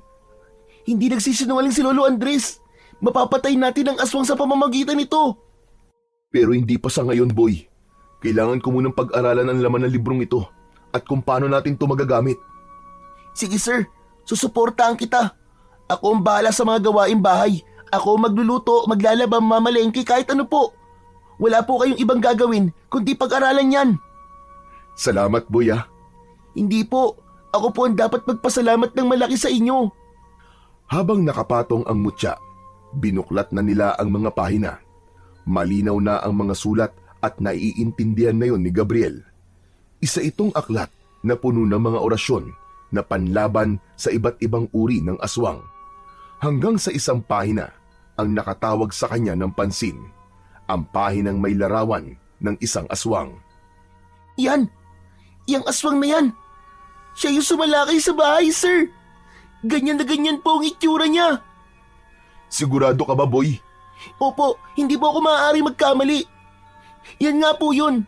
May malalaki siyang pakpak, tapos ang pangit po ng mukha niya, nakakatakot. Parang naagnas po na bangkay. Tapos may mahahaba at matigas po siyang dila. Tama nga ang hinala ni Lolo. Dito makikita ang paraan para tapusin ang lagim sa baryong ito. Habang sinusuri ang aklat, may isang orasyon ang agad na umagaw ng kanyang pansin. Ang orasyon na may kakayahang baliin ang sumpa ng isang nilalang na isinilang mula sa kadiliman. Ang kapangyarihan ng orasyon ay lalong titindi kung magagamit ang mutya ng buntot ng kidlat bilang gabay. Orasyon? Mutya? Kapangyarihan? Ayos! Sir, sana nga matalo natin yung aswang at si Tandang Silba. Oo boy, gagawin natin yon. Tatalunin natin sila. Ilang araw at gabi pa ang lumipas. Lalong lumaganap ang takot at sumpa sa buong baryo. Mas naging agresibo ang aswang sa tuwing sumasapit ang gabi. Wala itong takot. Hindi naging epektibo ang mga pangontra tulad ng mga bawang. Hindi rin ito tinatablan ng mga karaniwang sandata. Marami ng tao ang namatay at nasugatan. Wala na rin takot si Tandang Silba na magpakita sa mga tao kapag naglalakad ito sa kalsada. Agad na nagtatago ang mga tao. Nagsasara ng kanilang mga bintana at pinto at di na lumalabas ng kanilang mga bahay. Isa-isa, unti-unting inuubos ng halimaw ang mga residente. Gusto na ni Gabriel na lumaban. Gusto niyang protektahan ang mga tao, pero alam niyang hindi pa sapat ang kanyang tapang at kaalaman. Nagsikap siya, inaral ang bawat detalye, nagplano ng estratehiya para matapatan ang mga kalaban. Pinag-aralan niyang mabuti ang orasyon sa aklat. Isang gabi, isang nakapaninindig balahibong sigaw ang narinig nila mula sa kanilang kapitbahay. Nagkatinginan sina Gabriel at Boy. Boy, dito ka lang ha. Huwag kang aalis dito kahit anong mangyari. Sir, sasamahan kita. Tutulungan kitang kalabanin yung aswang. Hindi, boy. Huwag. Masyado ka pang bata. Hindi mo kakayanin. Makinig ka na lang sa akin, boy. Huwag kang lalabas dito kahit na anong mangyari. Nagkakaintindihan ba tayo? Tumango na lang si Boy bilang tugon. Hindi na nag-aksaya ng oras si Gabriel. Agad siyang lumabas at pinuntahan ang pinagmumulan ng sigaw. Dala niya ang kanyang mutya at ang mga kaalamang natutunan niya mula sa libro. Pagdating sa bahay ni Mang Isko, nakita niya ang wasak na pinto. Nagkalat ang mga gamit sa loob at sa isang sulok, naroon ang aswang. Kagat-kagat nito ang wala ng buhay na matanda. Mabilis na kumilos ang binata. Hindi na siya nagdalawang isip. Sa isang iglap, inilabas niya ang mutya na nakapaloob sa kanyang mga palad. Tulad ng nasa aklat, itinapat niya ito sa halimaw at sinimulang bigkasin ang orasyon. Akala mo ba, bata? Madadala mo yan sa dasal? Napalingon si Gabriel sa kanyang likuran. Pumasok sa pinto si Tandang Silva. Ikaw yung apo ni Andres. Sayang lang ang dugon dumadaloy sa'yo. Walang bisa ang dasal sa isang aswang na hindi nakakarinig. Alam ko, Tandang Silva, pero yung aswang mo, bingi lang, pero hindi bulag. Itinaas niya ang kamay at ginamit ang sign language para sa salitang nakasaad sa aklat. Hindi ito basta-bastang orasyon. Ito'y isang sinaunang paraan ng pagpapasa ng kapangyarihan gamit ang kilos at galaw ng katawan. Anong kalokohan ito? Anong ginagawa mo? Hindi makapaniwala ang matanda sa kanyang nakita. Sa bawat galaw ng kamay ni Gabriel, hindi lang mga letra ang nabuo. May isang nakakasilaw na guhit ng liwanag din ang unti-unting nagkaroon ng hugis sa hangin. Isang matalim at maliwanag na kidlat. Nagsimulang umatras ang aswang. Naramdaman nito ang malakas na kapangyarihan ng binata. Kahit hindi nito marinig ang dasal, nakita naman niya ang nakakasilaw na liwanag. Hindi! Hindi maaaring mangyari ito! Hindi maaari! Isang malakas na kidlat ang tumama sa mismong bahay ni Mang Isko. Kasunod nito ang malakas na pagdagundong ng kulog. Tila nagsanib puwersa ang kalikasan at ang liwanag na ginawa ng mutya. Tulad ng sa puno sa bukid, nilamon ng asul na apoy ang aswang, pero di tulad sa puno na di natupok. Ang aswang ay nagsimulang lamunin ng nakakapasong apoy. Isang nakakabinging sigaw ang kanilang narinig. Nangisay ang aswang, unti-unting nangitim at natupok, hanggang wala nang natira kundi abo. Hingal na hingal siya, pero sa kabila ng enerhiyang tila nawala sa kanya, isang ngiti ang lumitaw sa kanyang muka. Ayos! Nagawa ko! Napatay ko ang aswang! Nagtagumpay ako! Sir! Sir, ang galing mo! Ang galing-galing mo talaga! Idol talaga kita, sir! Hala! Boy!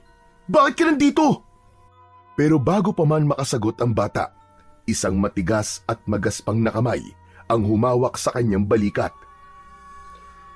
Akala mo, panalo ka na? Sige, isang maling kilos mo. Papatayin ko ang batang ito! Sir! Sir, tulungan mo ako! Bitiwan mo siya, Tandang Silva! Labanan mo ako ng patas! Huwag kang duwag! Ano sinasabi mong patas? Sa mga katulad ko, walang patas-patas. Isa lang ang importante, ang manalo. Ngayon pumili ka. Isuko mo sarili mong buhay o mamamatay ang batang ito. Natigilan si Gabriel. Hindi niya maisip kung ano ang susunod niyang gagawin. Alam niyang hindi siya pwedeng magpadalos-dalos. Hindi niya hahayaang mapahamak ang batang si Boy. Pero bigla siyang natigilan nang mapansing sumisenyas ang kanyang estudyante. Napatingin siya sa kamay nito. May hawak itong maliit na bote na may lamang langis. Napakunot ang noo niya. Nakilala niya yon. ang bote na huling hawak ng kanyang lolo Andres bago ito namatay. Biglang naging magalaw ang mga mata ng binata. Ano, Gabriel? Handa ka na ba sumuko? Tama ka. Wala nga akong laban sa'yo. Mabuti naman at alam mo. Boy! Ngayon na! Sa isang iglap, kumilos si Boy ng mabilis. Sinamantala nito ang pagiging kampante ng mangkukulam. Ibinuhos nito ang laman ng bote sa paa ng matanda. Ano to? Aray! Aray ko, napapasto ako! Bago pa ito makagalaw, mabilis na nakaalis si Boy mula sa pagkakahawak ni Tandang Silva na noon ay iniinda na ang init at tila pagkapaso ng kanyang mga paa. Ang natitirang likido naman sa bote, agad niyang iwinisik sa muka ng matanda. Hindi ito maaari! Hindi ako matatalo ng isang bata! Sinamantala yon ni Gabriel. Mabilis niyang kinuha ang nakitang itak sa sulok ng bahay ni Mang Isko. Sinugatan niya ang sarili gamit ito at bumulong siya ng isang orasyon. Gamit ito, buong lakas niyang sinaksak ang matanda sa kanyang puso. Nanginig ang buong katawan ng mangkukulam at sumuka na rin ito ng dugo. Tapos na ang kasamaan mo, Tandang Silva! Hindi! Totoo nga ang sinabi ni Andres. Hindi ko kayang labanan ang papalit sa kanya! Umalulong ang mga aso, kasabay ng pagkamatay ng kinatatakutang mangkukulam sa baryo. Sir! Sir, tapos na ba? Patay na ba siya? Oo, Boy. Tapos na. Nagtagumpay tayo. Patay na ang pesteng mangkukulam. Kinabukasan, sa muling pagsikat ng araw sa baryo, natagpuan ng mga tao ang bangkay ni Tandang Silva sa bahay ni Mang Isko. Wala na ang mangkukulam na inakala nilang siya rin ang aswang na gumagala at pumapatay sa kanilang lugar. Masaya silang namatay na ang kinatatakutan nilang matanda. Samantala, sa bahay naman ni Gabriel, tinititigan ni Boy ang aklat ng mga orasyon. Sir, ano na bang gagawin natin dito sa libro? Itatago natin, Boy, dahil baka dumating ang araw, baka kailanganin natin ulit. Napangiti si Boy at ganun din si Gabriel. Sa wakas, matatahimik na ang kanilang baryo. Ngunit higit pa sa tagumpay nilang ito, ang pinakamahalagang bagay na kanilang nagawa ay ang pagkamit ng hustisya para sa mga mahal nila sa buhay. At isang pangako ang sinabi ni Gabriel bago nito itinago ang libro. Ngayong alam na niya ang sikreto ng libro, handa na siyang lumaban anumang oras na dumating ang mga kampon ng kadiliman. Ipinagpatuloy niya ang nasimulan ng kanyang lolo bilang isang mahusay na albularyo at manunugis ng aswang. Yun ang gusto ng kanyang lolo para sa kanya. Pero habang wala pa ang mga alagad ng kasamaan, ay pinagpapatuloy niya ang kanyang pagtuturo bilang isang guro. Sa kabila nito, palagi siyang alerto, nakabantay kung sakaling may mga mata na nakabantay at naghihintay ng tamang pagkakataon na umatake at magasik ng lagim sa kanilang baryo. Nangako siya sa kanyang sarili at sa pangalan ng kanyang lolo na habang siya ay nabubuhay, ipagtatanggol niya ang buong baryo sa abot ng kanyang makakaya, sa tulong ng mutya ng buntot ng kidlat at sa gabay ng mahiwagang aklat ng kanyang lolo.